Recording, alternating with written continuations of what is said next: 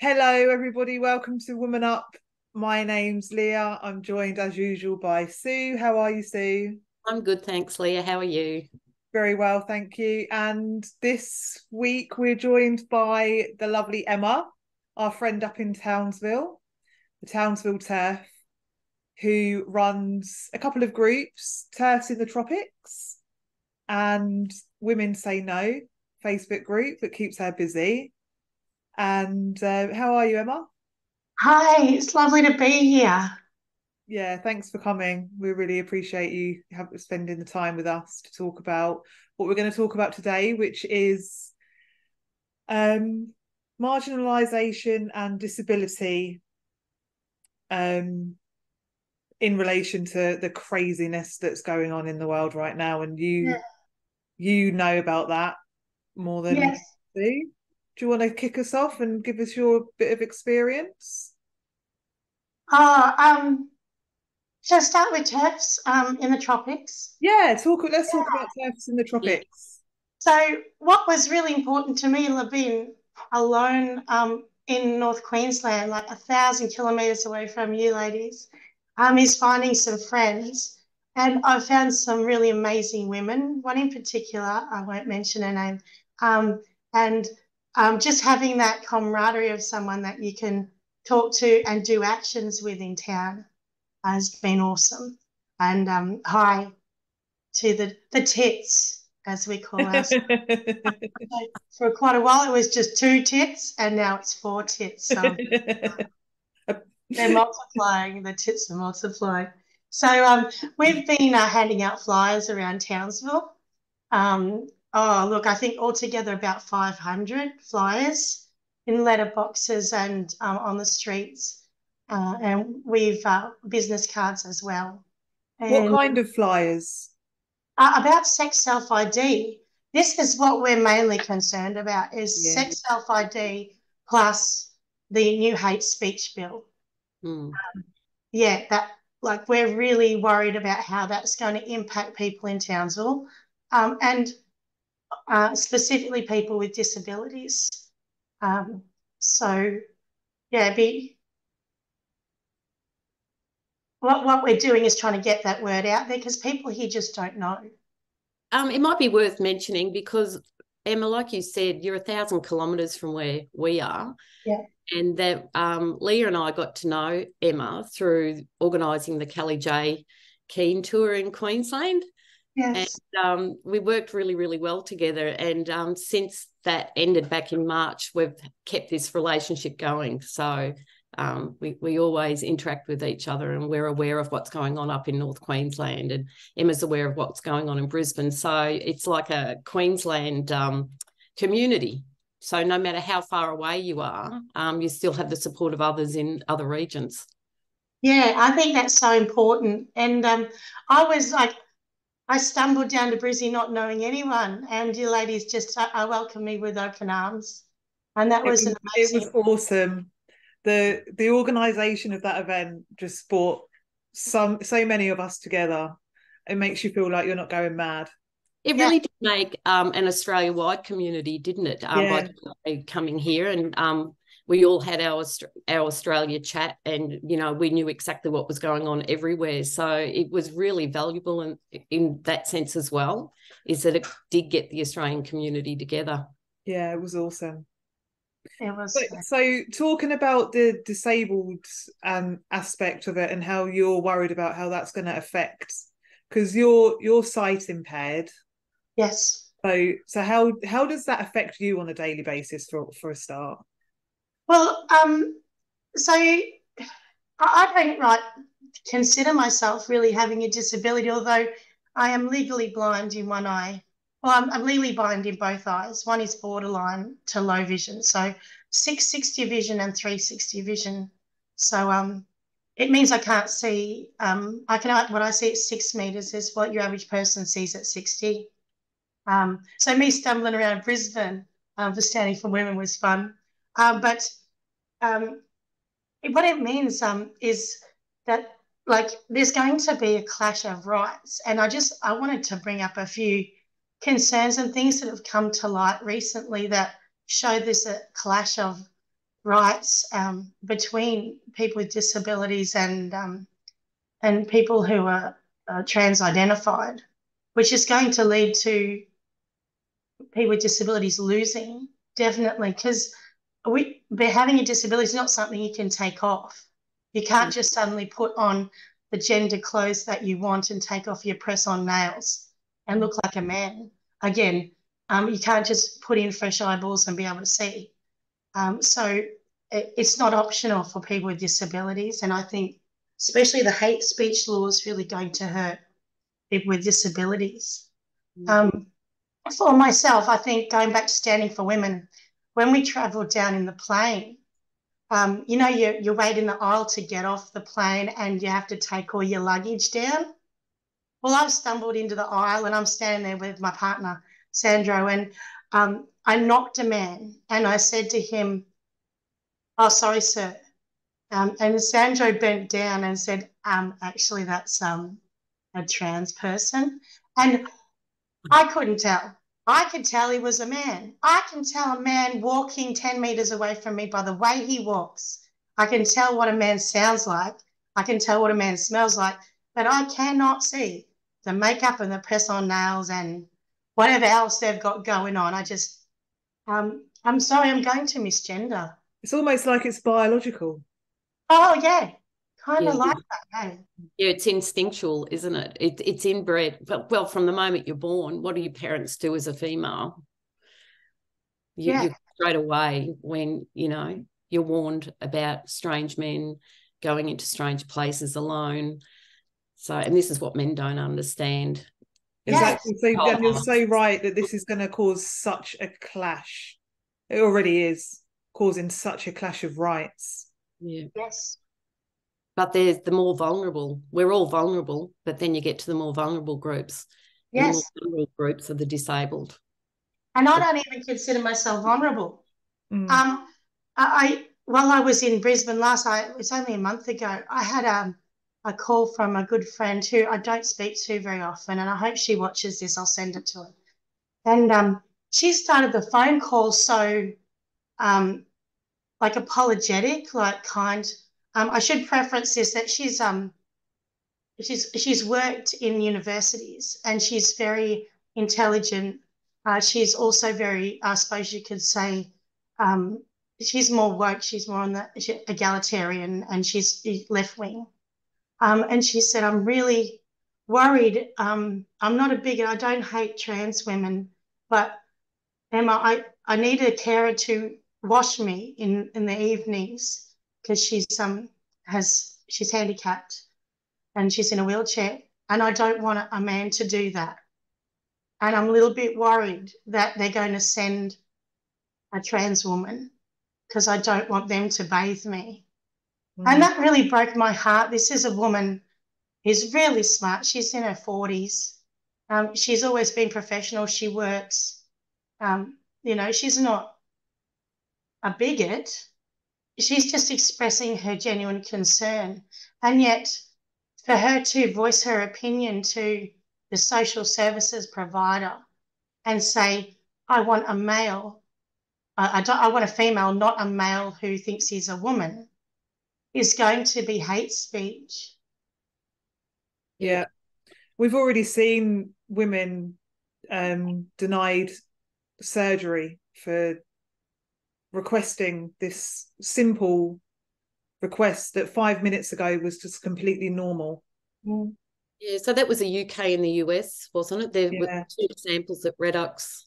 I think it was this week.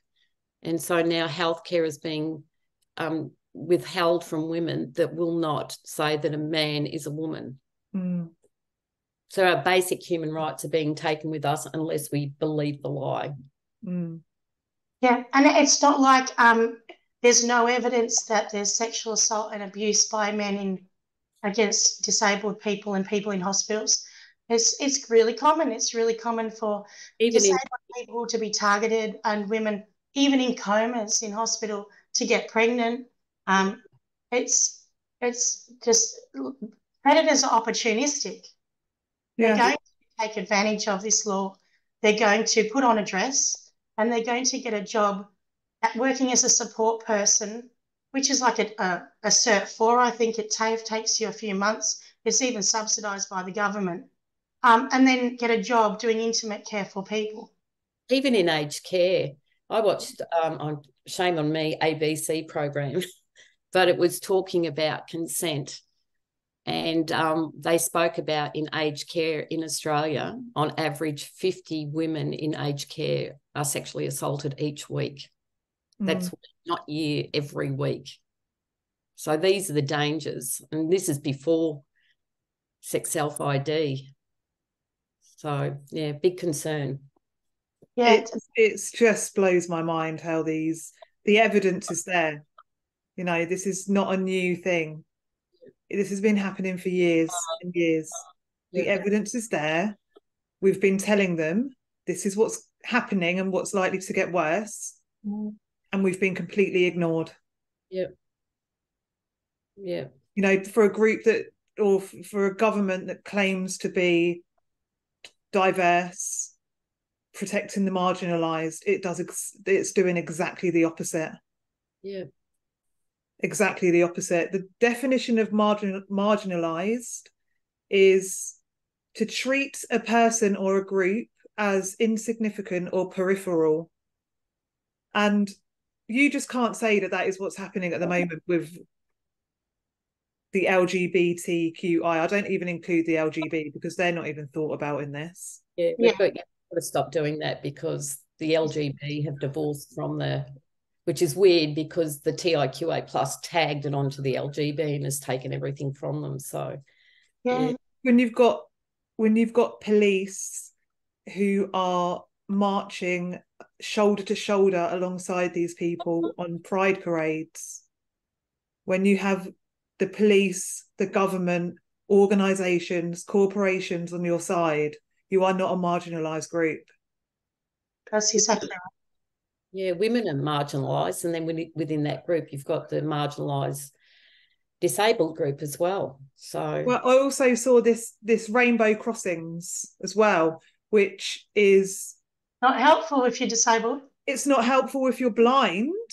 No. Or disabled. The road crossings, which have been painted in rainbow colours to support diversity, could lead to disaster for blind and partially sighted people. 2 national sight loss charities have raised concerns about the introduction of these multicoloured crossings. But they still are going up everywhere. There's a new one just gone up in Brisbane. There was a video of a police horse that was just... Have you seen the video where it just didn't know what to do? It didn't want to go over. No, I haven't seen it. Yeah, it doesn't know what to do. I'll put the video in here if I can work out how to do that. I'll put the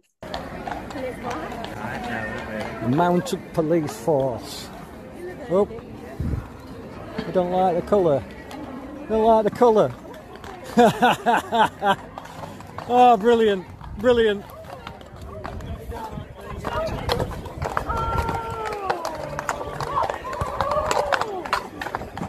a little clip in, but so who was it that didn't know what to do? The police horse. Oh, yeah. And I guess police dogs would be the same. Yeah, and dogs are the same, and humans as well. I mean, it's just crazy how the governments are trying to act like they're doing something for a group of people to for the public to perceive that they're on the right side, but they're not doing anything. No. You know, you walk around your street for a day and look at the perspective as if you were in a wheelchair or if you were blind, and you will see within 5 minutes a road that you can't get up. Yeah. Things in the way. Yeah. Obstructions that you can't cross. Yes. You know? Yeah. So they've grabbed hold of this ideology to try and look like they are inclusive, but in fact they've actually excluded a whole bunch of people from participating. Yeah.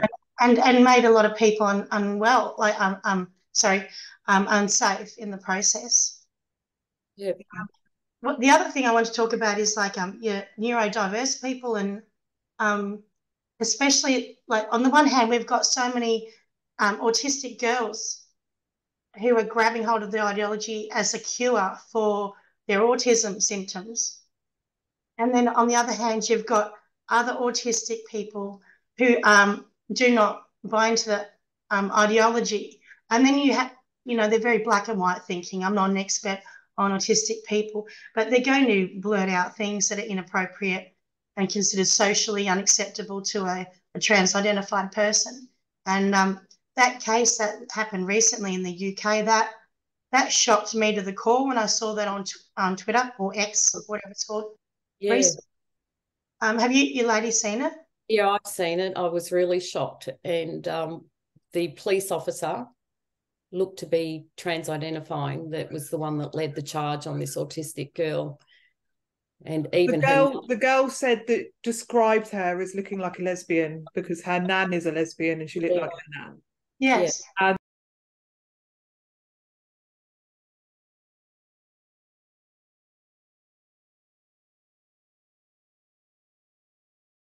she's made a comment in her own house. You've got her on camera. She hasn't said anything to you. Don't matter. She never got cameras on. She's getting arrested. She's not getting arrested. Why are you doing? Units coming. Don't worry. She hasn't done anything. She's autistic. I don't care. She's autistic. I know you arrest her. I'm telling you, I've got units coming. She's going to be arrested tonight. I'll wait till the police officers come and I'll explain what happened. If I get put, that's why we've got her on the first place. Fucking bitch, what me if I get put on me? Calm down. She's autistic. Can you stop staring at her, please? She's got autism. Can you just stand there? She's in a cupboard. She can't go anywhere. She can't go anywhere. Stand there, dear. They're going to remove her for what? Because you're bothered. Then she said the word lesbian. Her nana is a lesbian. She's married to a woman. She's not homophobic. Look what you're clenching your fist. Go away from my teenage daughter. What is up with you? There is something wrong with you, mate. She didn't aim it at the police officer. It's not homophobic remarks at my colleagues. It's not a homophobic remark. She said, I think she's a lesbian like Nana. If you want to bully people, you'll just get one of them badges there. That's what you do. Yeah, exactly. Caitlin! Where'd it go? Where's this? Does it go to right under there? She's autistic. She don't like people touching her. She will have a meltdown. She won't come out. She's got autism. I'm Lisa. Talk to her so she can come out. Because we're trying not to do this, aren't we? We've been trying for a long time. But she hasn't done nothing wrong. That officer out there has assaulted me for no reason. She's got autism. She's autistic, man. The issue is, if an officer decides to arrest her... She wasn't arrested. They brought her home. She's under arrest. No, but she was going upstairs. And she made a comment to me, and that officer ran in my house and assaulted me and tried to get to my daughter for now. If you want to make a complaint about anyway, that's fine. I am going to. Will have been on. I am going to. Yeah, because it is on, and she has. She's now under arrest. She was full of rage, and she ran in the house and she barged me into this corner.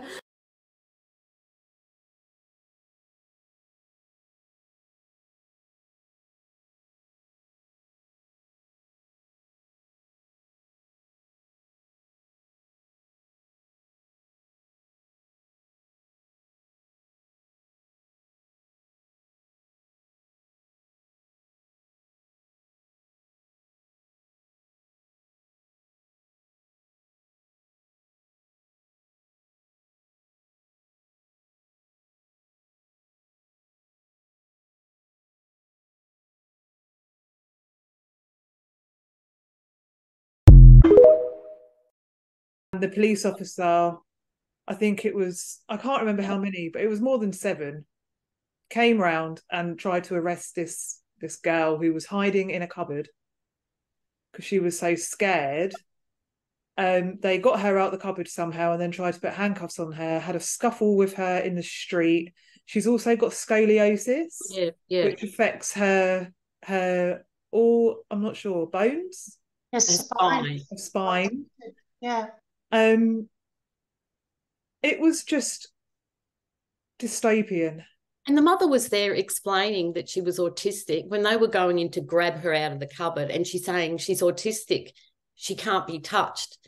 And then with the scoliosis, the mother was explaining, they just didn't care. They just grabbed this poor young girl. But that's what autistic people do. They say it as it is. So what are you going to do to them? Put them all in jail? Yeah, and how much more traumatising having autism and being arrested at 16. I'm not even autistic, and I would have, wet myself if police came and took me away at 16. So it's also a child protection issue. All because this woman was triggered by someone saying that she looks like a lesbian. I mean, what's wrong with looking like a lesbian anyway? Why is that such that's right. a dirty word? Because to me, this police officer looked trans-identifying and they're homophobic. Yeah. They are completely and utterly homophobic. So being called a lesbian, and if you're trans, would be an insult. Mm. So, and that just proves that, you know, the way that they think is they are completely and utterly homophobic. Mm. Yeah, because I've been a teacher in the past, maths and science. I've been called a hairy-legged dyke and every swear word, and I've been called lesbian, and dead eyes, because I had my first surgery when I was in my 20s. So, like, kids say things even when they're not autistic. So there definitely is a clash of rights, and it's not just with people with disabilities; it's with children, because they don't think, they're going to just say things, and it's not appropriate to use a heavy hand like that. And that girl, she was kept in custody for 20 hours without parents support, which is a punishment, isn't it? That's because this whole ideology is based upon an untruth, a lie. So it's unsustainable. It's completely unsustainable, which is why they have to bring in these new laws, these new hate speech laws, to try and control the speech of citizens of a country from saying what they see with their own eyes. The whole Western world.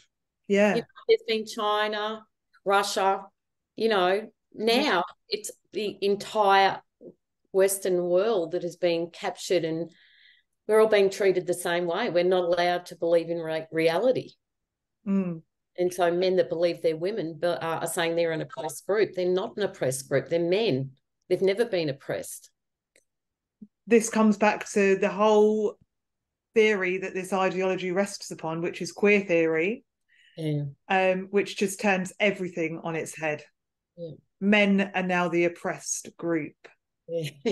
The most oppressed, and they're also the most wealthy, because if you can afford a wig and to get your nails done all the time, then you've got a bit of money that's spare. Yeah. Your average working class man's not going to be able to afford to do that. Yeah. It really is a very privileged type of marginalisation. Mm. You can't claim that you're marginalised if you can take off your costume at the end of the day and then blend back in with society. Yeah. Yeah. You don't see any of them identifying as struggling single mums. Yeah. You don't. No, it's just crazy the way this has taken hold. So, Sue, do you have an update on the hate speech laws? No, not yet. Still waiting to hear how that progresses. The Legal Affairs Committee reported back to government on the 30th of June, but I couldn't find anything that's progressed since then. So it's got to come before the House and be voted upon. So I'm watching the lists in Parliament when they're sitting to see when it's coming up to be considered. Yeah. We need to be aware of it, but it's going to, or it might, I would imagine it would affect the actions that we're doing outside and just our speakers' corners and things like that. Yeah, so it would affect, you know, it's yet to be tested. We won't know because, as you've said before, Leah, you can't tell by what's in that bill. You can guess because it talks about symbols if someone overhears you and are offended. But if we hear something, if someone wears a T-shirt like and offends a woman, or we overhear someone being derogatory towards women, we're not protected in that hate speech and vilification laws. No, we're not. So, yeah. I remember something that you said, Sue, not long ago. There needs to be a public education campaign if they're going to bring this law out, because either they're going to be arresting everyone or no one. That's right. And the thing is, though, there should be a referendum. You know, how have our rights been given away to these men? And now if you, like, it's in Ireland, isn't it, where they go in and if they find anything on your computer that they think you may have shared, that's considered breaking the law. And then you've got to prove that you're not going to share that information. So talk about Big Brother. So at the moment, I don't believe that's going to happen in Queensland, but who knows? Because with the Legal Affairs Committee could consider it, and then they could include that later. It's just ridiculous. But they've always said ignorance is not an excuse for breaking the law. Mm. You know, so the hate speech and vilification, they can get away with not making a public education, making the public aware, and they'll just say if they get arrested, oh well, you know, and they didn't know. Well, ignorance is not an excuse. Well, in this case, it is, because they're asking us to lie. But even still, would you lie? You know, you can't force the majority of people to lie. And we've been doing, as you have, Emma, street actions. Yeah. And we know that the vast majority of people do not support this ideology. So they're asking the majority of the population to lie so as not to offend these men. Too bad if we get offended. You know, I love Townsville people. They're all really, what's the word, based? Is that it? Mm. Don't give a shit. Oh, excuse my language, but That's okay. like, don't be ridiculous. Of course, people can't change sex. That's stupid. But they'd be quite polite, I'm sure, to, you know, anyone who is trans-identifying. But no one here is going to be, forced to believe it, and they're not going to take it on. And the other thing I was thinking when you're speaking, Sue, is I remember when they put out that hate speech law information on, I don't know, I read it on the internet somewhere. It was the media release and their preference to it, saying with the rise of women's groups across Australia, or hateful women's groups, and it really made it sound like the hate speech law was targeting women speaking out. It is. That's what it's for. It's to shut us up, because they know that we're out there globally informing those that don't know. Yeah, well, the only way they can perpetuate and advance this ideology is to keep people like us quiet. Yeah. But we were outside Shannon Fentiman's office the other day with our signs, doing an action. And, you know, 99% of the people going past in their cars were completely in agreement. Yeah. I mean, all Shannon has to do is walk outside and talk to the people in her own constituent area, and she will see that what she's doing is extremely unpopular. Yeah, that's right. All she has to do is watch us. Yeah. You know, and see that it's just not supported. And we've done quite a few actions now, like Emma, you were saying in Townsville, quite supported up there. So it's just gobsmacking that in 2023 we are being forced into this lie, and if we don't, we're going to be punished for it. It's mental. If you haven't read 1984, it's definitely worth a read. Yeah, it's like they used it as a playbook for how to do this. Yeah. For the instruction manual for how to convince a population of a lie. Yeah. It's quite disturbing. But I think that I really do believe that in the future, when things get worse, people will say no. And a lot of trans people are very mixed up. So, as you were saying before, it's not the LGB, that they seem to be quite happy with their rights and they're not infringing upon other people's rights. It's just the T part. And I think the trans people, once they realise it is shown, like there's a light shone on their ideology, I think it will just start to erode. It's not hard to find the origins of queer theory, is it? We've been able to do it. Yeah. So, you know, it's just ridiculous when there's so much evidence out there what is behind queer theory. And even Leah, you shared that YouTube video the other day. I'm going to put the link in, and it's a 4-part essay, but you can read it in probably an hour. And and there's a video that you can watch and read along with it that our friend Narissa shared, and it's definitely worth a read to see. It's really good on YouTube because you can read it. Plus, there's someone that is reading it to you. So I've watched it a couple of times now because it's so shocking. But there's so much evidence about these people that were looked up to, these academics, and and when you hear government politicians talking about the queer community, what they're really talking about is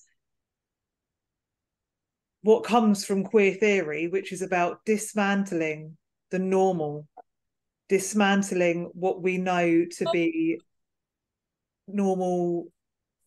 And I'm saying normal because what is normal? But I'm talking about, children being children, there being an age of consent. These people want to dismantle all of that, which is why it's women that they're going after, which is why it's mothers that they're going after, because they want to separate children from their primary caregivers, which are the mothers, let's be honest. And that's why we're referred to as uterus havers, cervix owners. I'm pregnant, so I'm reading a lot about this kind of stuff. If I read something that calls me a cervix haver, then I won't even continue reading. It's just degrading, it's dehumanizing. We need to all collectively say no to this, because the end result that people don't realize, if they're supporting this ideology, the end result is the separation of mothers, or separation from children from their caregivers as little adults. And that is how you control children, because it's the mothers who are the ones who are the educators of children, and who make society really. The way that we raise our children is what the society ends up becoming. So it is to undermine that relationship, as you said, Leah, that's just going to destroy all the safeguards for children, and it's just going to destroy people. Sorry, Emma, you continue.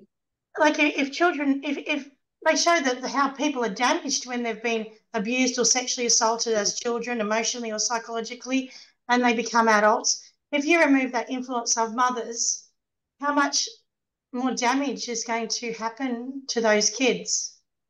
And then how much more easier is it for for them to be controlled by society, or, be more dysfunctional in society in the future? I don't know how to put it into words, but in 2023, though, very different to when I was a kid. Like, fathers weren't heavily involved in the raising of children. They became more interested as you became older. But now, in the 21st century, fathers are more hands-on with their kids. So, you get fathers that they've got to get through those men as well. Yes, the women, it's very different to what it was in the 20th century compared to now. So, but the dismantling of women and the calling our cervix haver, menstruators, bleeders, we're all, we're not women, we're just body parts. Body parts. Well, the architects of queer theory did indeed. You've got Foucault, who didn't believe that really child abuse existed, only that the societal reaction to the abuse was what made it abuse. So let me read this quick excerpt of this that really actually hit home for me, which says that this is what queer theory does. It obfuscates victim and abuser. It renames abuse as agency. And when that cloaking doesn't work, it resorts to the notion originally espoused by Foucault that power exists through discourse, and there is no reality outside of the narrative. Queer theory is more smoke and mirrors than philosophy. It makes abuse disappear, which is why you get them now with the drag queen story hours, and they're saying there's nothing wrong with that. That's fine to have a fully grown man grinding up against a 2-year-old. Yeah. Your daughter was looking at that woman's penis in the female changing room. Tell your daughter to stop looking. That's not sexual assault. That's your daughter being nosy looking at that woman's penis. Yeah. It turns everything around on its head. And if we don't all collectively say no, it's going to get worse. Yeah, that's right. So they'll just continue to drop the age of consent. Yeah, it's a men's sexual rights movement. It definitely is, yeah. Yeah. And I think all little girls have that instinctual safety mechanism where they're a little bit wary of adult men. And this erodes that to such an extent that it makes them prey to predators so easily. Yeah. And think about, as we were talking about the disability, and think about the children with disabilities, physical or mental, how much more at risk this is going to put them. We had those safety nets there for a reason. It wasn't just for fun. Yeah, that's right. And now they're all being eroded. And now then they're being bigots for saying, you can't drop these safeguards. Yeah. Can you imagine being a mother of a daughter who's got a physical disability or an intellectual disability or both, that gets maybe washed a couple nights a week by a carer? You want to be able to choose a female because you know that that the best way to protect her is to eliminate that. Yes. 96% of sexual assault, is it, or 99% of sexual assaults are committed by males. And then they use this smoke and mirrors to turn around and say, oh, no, it's not sexual abuse. This is just a man. And a woman that looks like a man, I don't know how you would explain it to a child who has Down syndrome or someone who's non-verbal. How are they even going to say to their mummy, oh, while I was being washed on a Saturday night when you were out, he put his finger somewhere. And already they've had that their sense of safety eroded and their self-preservation eroded because they're being told that what you see is not a man, it's a woman. Yeah. We've just seen the man Brisbane-based in Brisbane daycares who raped hundreds of girls. Oh, and 1,600. And it went on for years. Yeah. And there's probably more than what they have uncovered. Yes. So we know this goes on. We know that men do this. Yeah. So why is Shannon Fentiman, the Minister for Women, so eager to put us at more risk than we already are? I'd love her to sign some sort of declaration that, that she'll take full responsibility of any trans-identifying person that sexually assaults a child or a woman, that it all falls back on her as the architect of this in Queensland. Well, now it's with the Yvette Darth. Yeah. She pushed it through. So how about these politicians that tell us that we're bigots, that we're transphobes, that when things fall apart, which we're seeing overseas, all the time, it's not just every now and again, it's all the time. Every week you see something about a trans-identifying person sexually assaulting children or women or whatever. So, but, I guess what they do now is they don't even refer to these men as men, and their crimes get recorded as being the crimes.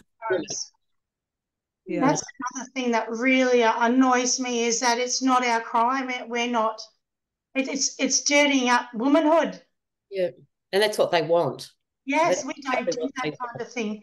And I don't think if trans-identifying men who want to be women really cared about women, they would acknowledge this clash of rights occurs for disabled people, for children, and they would back up. They would back up if they were women. As women, we would think no, safeguarding is more important. Respecting other people's feelings is important.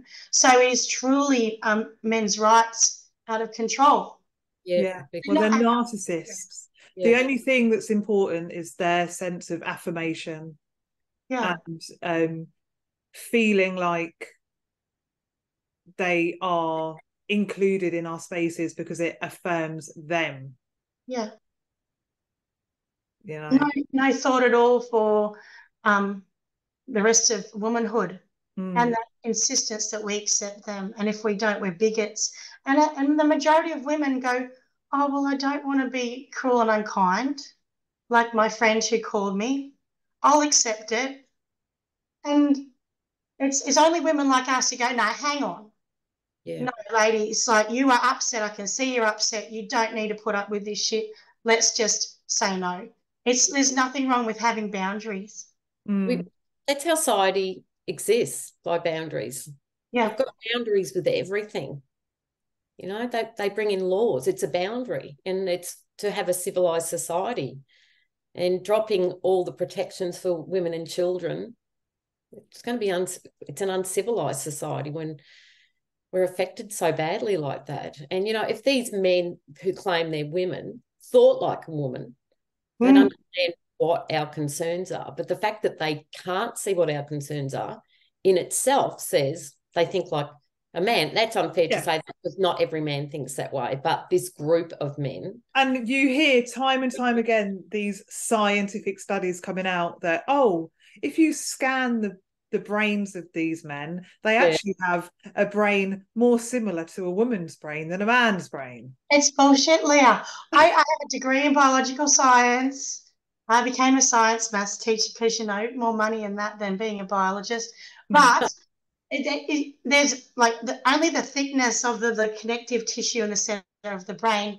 Even the hormones that are produced, the follicle stimulating hormone produced in the brain goes to either the testes or the ovaries. There's like no difference, just the size. And if they're telling you that, then they're full of bullshit, and they're adopted. Why don't they scan every baby at birth to find out if they are in fact assigning the correct sex to that baby?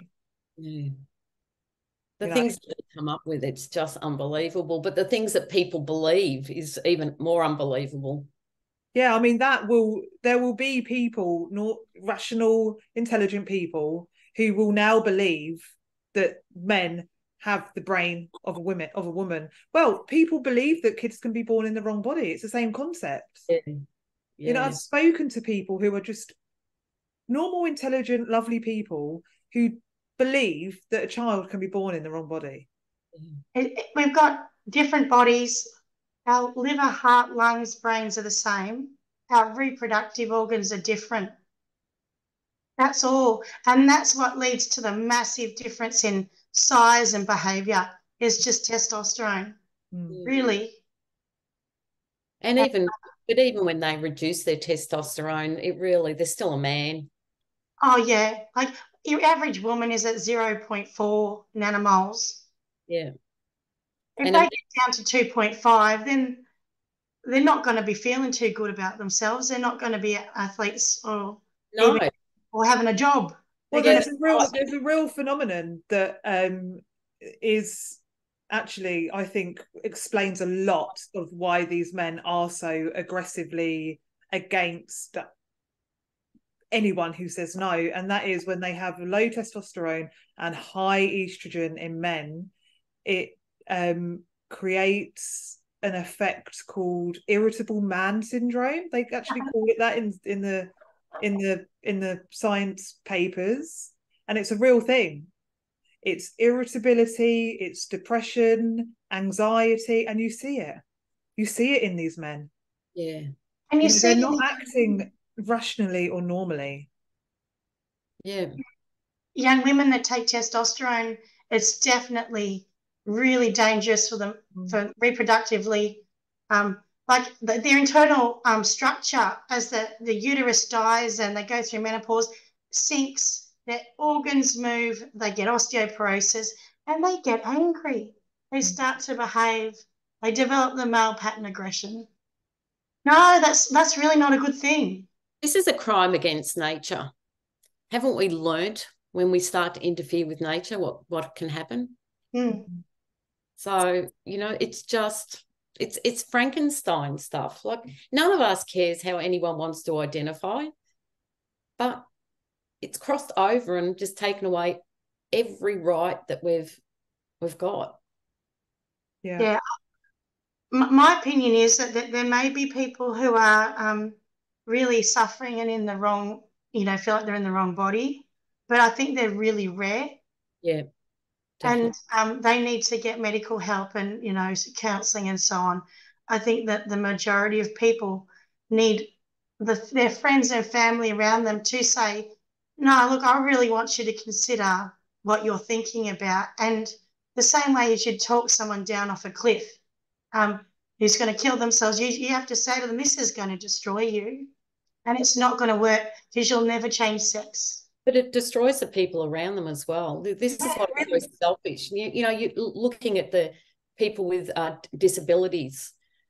It's so far-reaching, and the government's not concerned with anyone or anything but the men. The government has never been concerned about people with disabilities.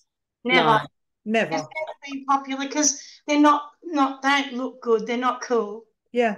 When was the last huge government scheme program for disabled people like they're doing with transvestites and transsexuals? Oh, never.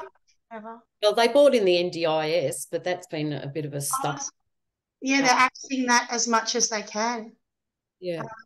You'd think that I would qualify because I also have an autoimmune disease and part of my spine is fused and I'm missing my sternoclavicular joint. But no. You don't even qualify for it. Well, I've tried in the past. Yeah. And it hasn't worked. And people seem to try again. Yeah, but people with a disability, anyone that's vulnerable, the government's not interested in.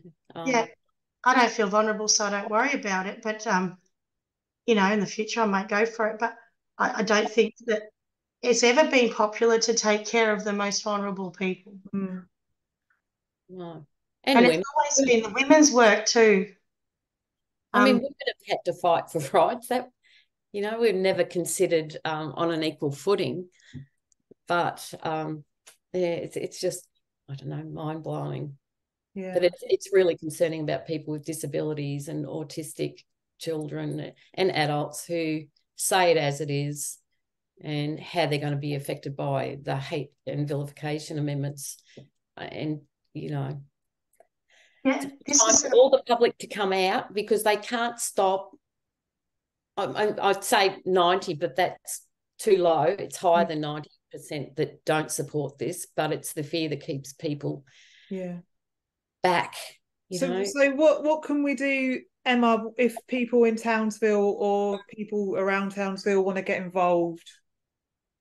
Oh, well, they can search on Facebook for TERFs in the Tropics. And I can give you a link to the page. Yeah. Pop in with this video. Yeah. So if you want to join us, we're a ragtag group and we want to do more than we're doing. So we need, some support. And you're out on the streets doing things. Well, we've got signs made up. We haven't gone out with signs, and this is we're just basically waiting for people who are not sick to go out and do it. Yeah. Does that make sense? My main partner and I are, have been battling some illness at the moment, but we're ready to go. We've got some signs to go on the main streets. And also politicians, Emma, but also politicians up your way that feel strongly about this. How about coming forward and supporting women? It's a big ask to get to come out and do all this because if there's a political party that is really opposed to this, and we know that over 90% of the population don't agree with this would be a fantastic opportunity for political parties to come out, give us some support, make an election issue, and we're there to support any political party, because it's not because we're in the centre, we're not left or right. We just want to see life back to what it was. So how about politicians stepping forward and supporting us? We want our rights back, please. Yes, and I think the politicians, if they're listening, just to reframe it, we're not hating on anyone. We're trying to prevent harm to people who are vulnerable. And I don't think they're seeing that. They're just immediately saying, oh, no, you're a bigot. And I think that's not nuanced thinking. That's not thinking clearly. You need to delve a bit deeper, people, and don't just slam the word TERF and bigot around, even though I quite like being called a TERF. But don't just do that, because it's stopping people who are vulnerable from getting help. Yeah, exactly. And you know, even the affirmation model itself, like there are people who need help for depression, for autism, for a range of like anxiety, schizophrenia, who are not getting that treatment because they have to be affirmed. Please, you know, be sensible about it. We need to, you know, being trans isn't the most important thing in the world. No. Don't throw everyone else under the bus. Yeah. Couldn't say it better myself. All right, well, I think we'll wrap it up there then. Thank you so much for having me on. All right, thank you. See ya. Bye. All right, see you next time. Bye. Bye.